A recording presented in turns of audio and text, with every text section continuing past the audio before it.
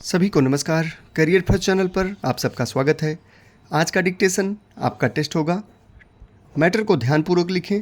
Transcription करने के बाद कॉपी को पीडीएफ बनाकर ग्रुप में शेयर करें।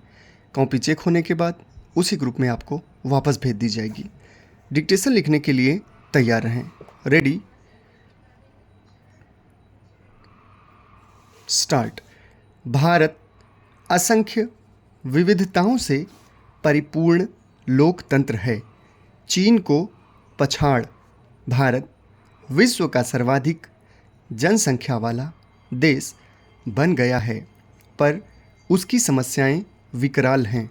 समस्याएं चाहे कानून व्यवस्था की हों, प्राकृतिक आपदाओं की या विकास संबंधी, उनसे निपटने का उत्तरदायित्व स्थानीय प्रशासन का ही होता है। अन्य अभिकरण केवल तात्कालिक सहयोग प्रदान करते हैं। ग्रामीण और शहरी क्षेत्रों में स्थानीय सरकारों को संवैधानिक दर्जा भले ही 1993 में मिल गया हो, पर उन्हें अपना प्रशासनिक ढांचा बनाने का अधिकार नहीं मिला। अपने दायित्व निर्वहन हेतु वे राज्य सरकार के प्रशासनिक ढांचे पर निर्भर रहती हैं। इतना ही नहीं, शहरी क्षेत्रों की स्थानीय सरकारों को संविधान के अनुसार अभी पूरे अधिकार भी नहीं मिले हैं। स्थानीय प्रशासन की एक समस्या विभिन्न अभिकरणों और विभागों में समन्वय न होना भी है।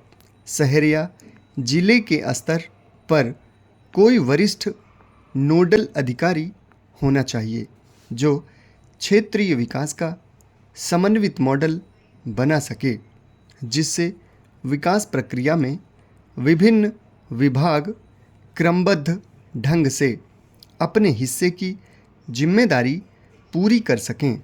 राजनीतिक प्रशासनिक कार्य संस्कृति में एक प्रवृत्ति यह है कि स्थानीय सरकारें जिम्मेदारी राज्य सरकारों पर और राज्य उन्हें केंद्र सरकार पर डाल देते हैं। इससे उनमें टकराव बढ़ता है और समाधान में विलंब होता है।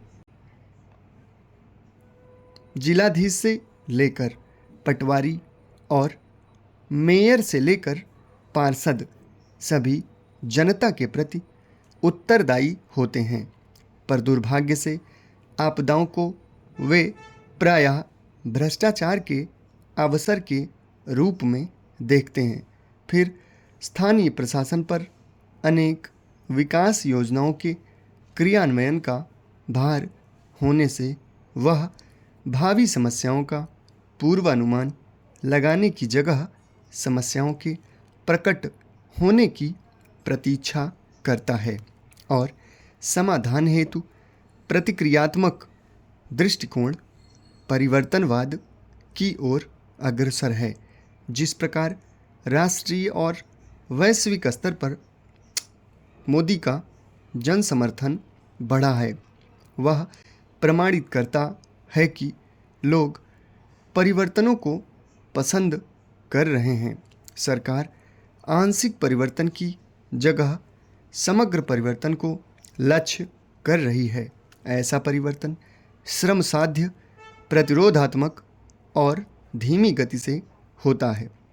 सरकार के निर्णयों का पूर्वानुमान विपक्ष को नहीं हो पाता, क्योंकि समग्र परिवर्तन की बाधाओं को दूर करने हेतु सरकार सुविचारित, पूर्व नियोजित और गोपनीय ढंग से कदम उठाती है।